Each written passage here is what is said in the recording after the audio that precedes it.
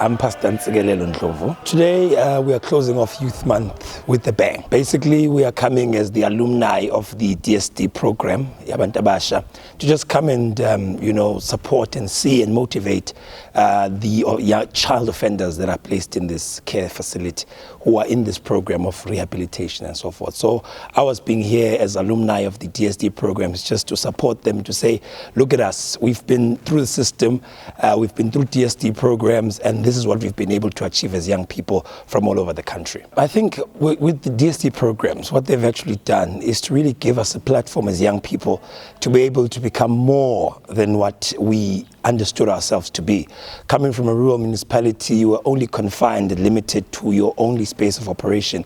I'm coming from a local community, Asemadlangeni, which is a deep rural municipality, and we are a community that does not have resources. We are not able to access certain services. So being connected to the DSD program has actually opened many doors. You're able to network, you're able to connect with other young people, find out what other young people are doing in similar municipalities set up as yours, and in different areas as well. So DSD programs are actually a platform for young people to be vocal, to voice out your ideas, find some people who share the same thinking as yourself, and you're able to then build relationships from that, build long-lasting relationships. Other programs, young people come to our municipalities, we go to their municipalities just to exchange ideas, benchmark, and see what other young people are doing in their respective communities. So basically, it's a platform to unlock everything that is within us already. Basically, when I started the program, I was involved in an organization called Kenyani Community Care Services, which was an organization established basically to deal with HIV/AIDS awareness,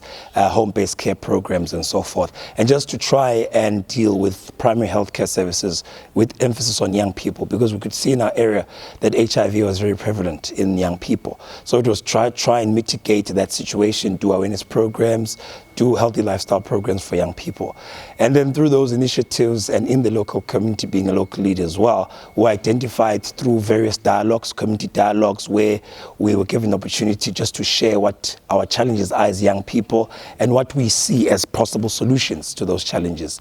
We then entered the program through those dialogues. We went to the inaugural youth camp, which was held at Deer, if I'm recalling correctly, in 2012, where there were over 500 young people from all over the country where we could voice out and share our ideas. And from that program, we're able to really learn a lot, what other young people are doing, how to even do better what we're doing. So going back to my community, I was able to be a greater asset in rolling out the program with a more youth focus, because it was just a general community focus. So you'd be able now to go back and take it from a youth focused approach. So it was able then to assist us to introduce more programs, also initiate dialogues in our community, try and find other ways of addressing the HIV endemic, because you were just doing it from a one-sided angle. But when you network and met with other young people, you actually discover that there are many ways of addressing the HIV AIDS issue. So coming back from those camps, we're able to roll out even more programs. We started networking with other young people in the province of KZN.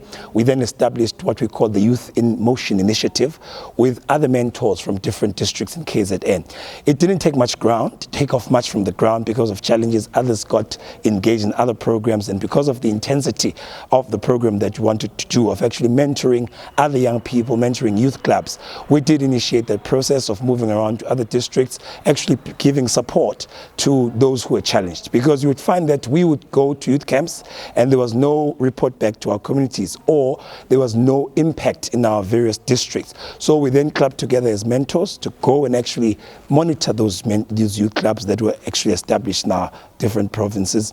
So after that, I carried on with the NGO work.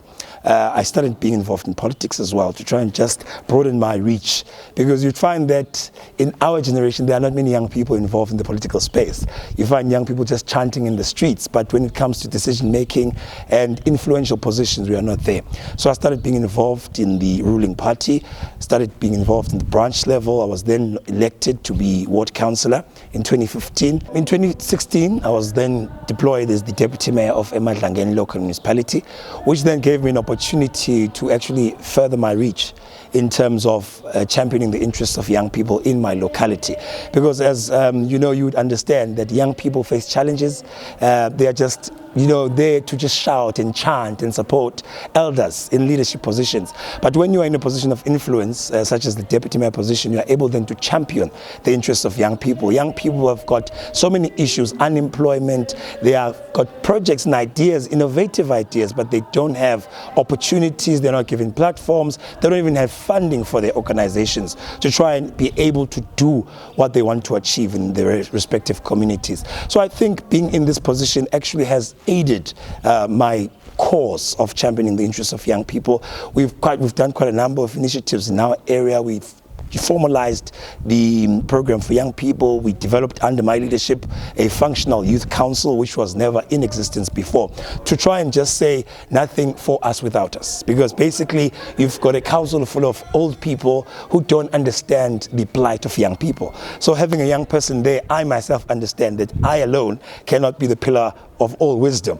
So we need other young people to come and champion their own, initiatives. They are in the forefront, and we just give a supporting role as senior politicians. I think basically, in a nutshell, that is what I've really tried to do in the past 7 years, ever since the inaugural youth camp in 2012.